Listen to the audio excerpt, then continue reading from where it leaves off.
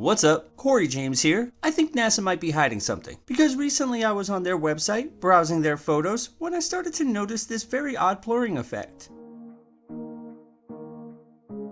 Thinking maybe it was a glitch or a light effect from the sun, as I zoomed in a little closer, I realized, yep, NASA is definitely hiding something. And they're not being that subtle about it because many of these photos clearly show blurring and pixelation of certain parts, which of course begs the very obvious question, why? What is it that NASA doesn't want us to see? Well, that's where it gets a little tricky because there's something else we see in many of these photos that I can only describe as objects and structures that look to be man-made.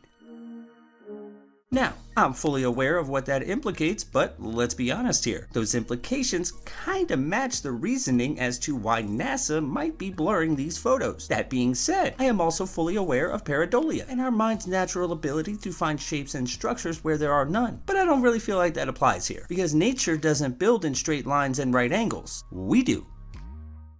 I suspect they're looking at us. They're busy, have been busy studying us. That's true.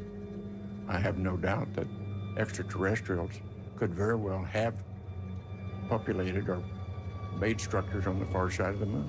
Now, of course, this is purely speculation, but I mean, look at some of these photos. Many of these anomalies look very much handmade or fabricated by something other than nature. And believe it or not, NASA kinda gives us another hint as to what that something may be.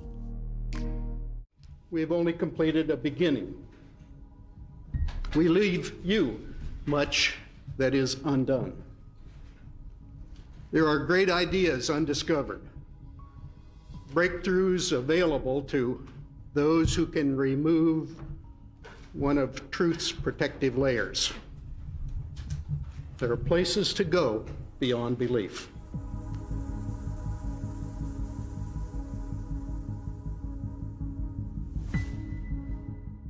So let's just be real for a second. NASA is clearly hiding something. What that something is, we don't know. But they are clearly hiding something. And that something can really be only one of two things. Something we did or something someone else did. During the lunar mission, while Neil and Buzz were on the lunar surface, back at the Johnson Space Center, during a couple of minutes of broken communication, Neil switched over to the medical channel to speak directly with the chief medical officer of the mission. And at that, the comment was, he says, they're here, they're parked around the rim of the crater, and they're watching us. Which brings me to the videos. Yeah, videos. Because another wonderful feature that NASA provides is a 24/7 live stream from their home away from home, the International Space Station. And luckily for us, there are thousands of people out there continuously monitoring said feeds, hoping to find, well, exactly what they found.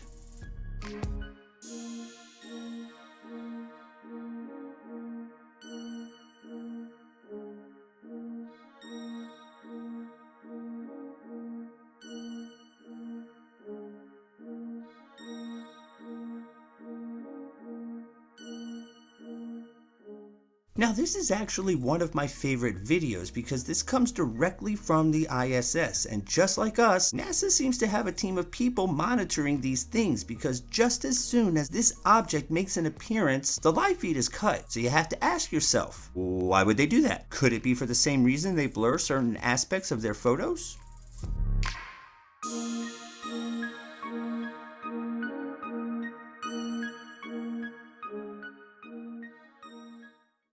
Now, as Carl Sagan famously said, extraordinary claims require extraordinary evidence. Well, what if that evidence already exists? Would you even believe it if you saw it? Let's check out a couple videos that, although controversial and incredible, remain unexplained, and if they were faked, no one to my knowledge has explained how.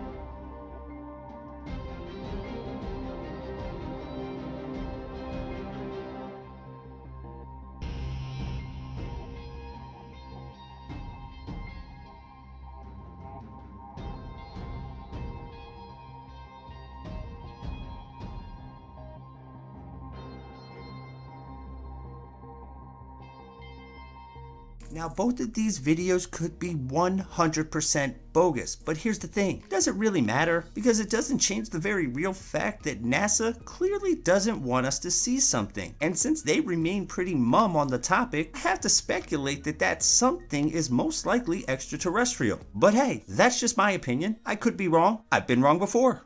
What do you think? I saw this illumination that was moving with respect to the stars.